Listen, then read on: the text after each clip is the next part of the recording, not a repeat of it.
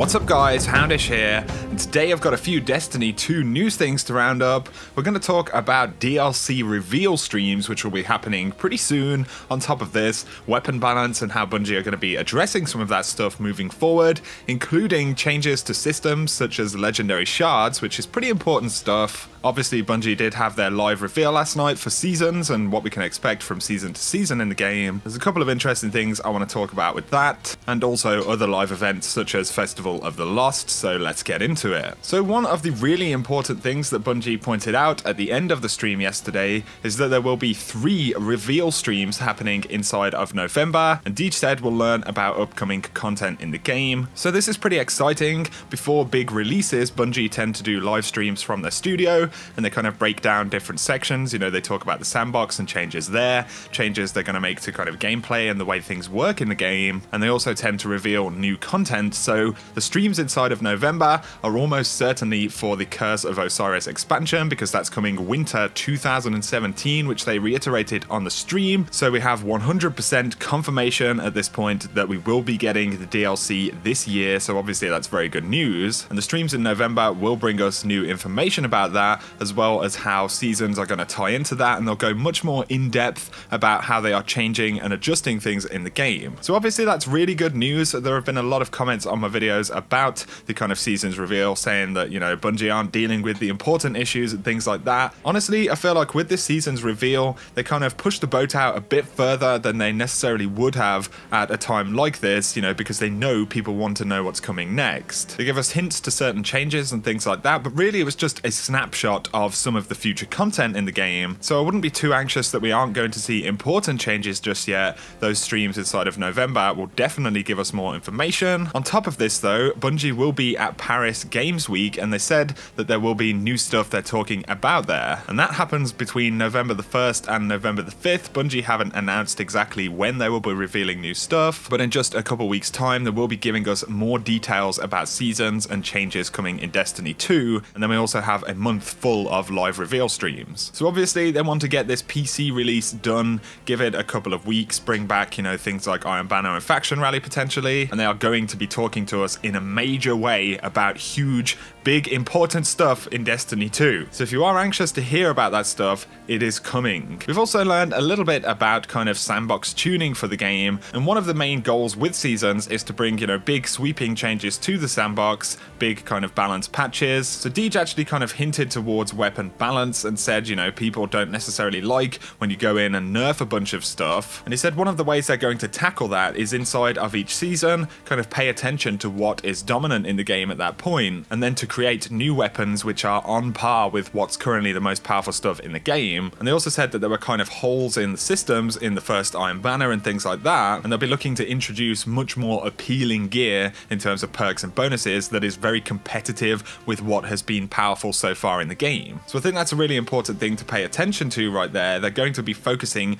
on introducing gear that is actually way more exciting than what we've seen up until now, and in a lot of respects I think that's fair enough. You know, in terms of just let's take the weapon rolls from Iron Banner, Bungie didn't really have much data before that Iron Banner to actually make any changes, so obviously from this kind of point onwards in the game, Bungie actually have some data to work with. Deej added that John Wisniewski, the key sandbox designer for Bungie, will be speaking on Crucible Radio sometime soon, so we can expect perhaps to get a few insights as to what'll be changing in Destiny. So definitely check out the Crucible Radio channels, and I'll keep you guys updated with any major news. Another key thing to point out here is that Bungie said they're going to move to a more kind of featured weapon and armor system inside of events like the Iron Banner. So no longer will they necessarily offer the entire pool of loot in every event, and it won't always be, you know, completely RNG. There'll be certain milestones that you can hit, at which point you'll be able to actually purchase gear, and they added that you will be able to start using legendary shards to purchase gear, and that's specifically inside of the Iron Banner and Faction Rally. But this is a really good thing, guys, because they're using those events to kind of spearhead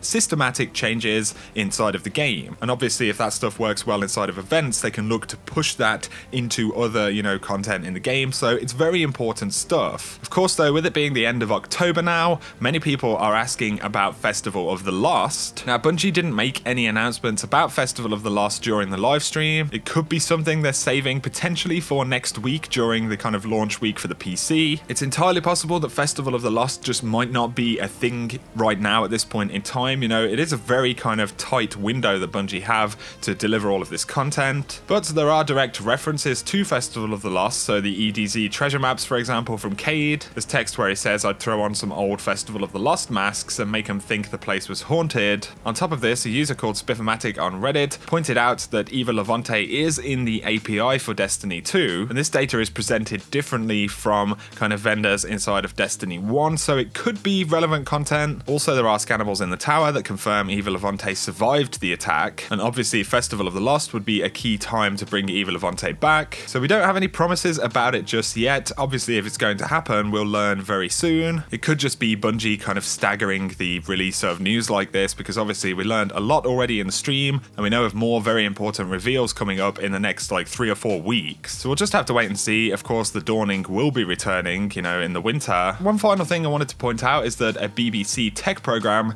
actually kind of visited Bungie in Seattle, and they have a bunch of interesting little snippets and interviews from people who work at Bungie, and obviously they say that they need to focus on delivering new content. And Jason Jones, who is one of the founder of Bungie, actually said that in a small way they're starting to look at what happens beyond Destiny. They still have very much the same outlook that they want to take risks with, you know, a big new project in the future, to do something that people care about as opposed to, you know, being ignored. And that's very much what they did with Destiny. You know, it was a massive undertaking, a very ambitious project. That doesn't mean we need to be concerned about the longevity of Destiny right now, though. They're just coming up with ideas, but it's definitely interesting stuff. I will leave a link down below to where you can check out more of the information. There was one very interesting image right here where we could see someone working on an Omelon hand cannon, and we actually have kind of Siva ornamentation in the very early stages being put onto this weapon. Now, it's entirely possible that this is Destiny 1 stuff. You know, this was when they were working towards Rise of Iron. Of course, we didn't actually get an Omelon hand cannon with a Siva variant though, so maybe this could be a little sneak peek towards some future content in Destiny 2. Obviously, that's not confirmed, but it's pretty cool to take a look at. So that's going to sum up this video, guys. I just wanted to break down some of the really important stuff that you may have missed over the past couple of days with news. There has been a lot of anxiety in the community, and people have kind of wanted more of a discussion and communication from Bungie, and I completely understand that. You guys have also heard some of the issues I have with the game, but I think, to be fair to Bungie, you know, they've come out and they've kind of given us a hint towards future content. They've actually given us a roadmap now. We know that we'll get new information, you know, early in November and then throughout November in multiple live streams, so they are going to go much more in depth with us and kind of give us those details that we really want. But we know how it is, you know, nothing happens overnight. I think we'll get some very exciting stuff very soon. So there we go, guys. If you have enjoyed the video, a like is very much appreciated. Let me know your thoughts on this stuff in the comment section below. If you are new to the channel, be sure to hit subscribe to see a lot more Destiny 2 content. But for now, you guys have an awesome day.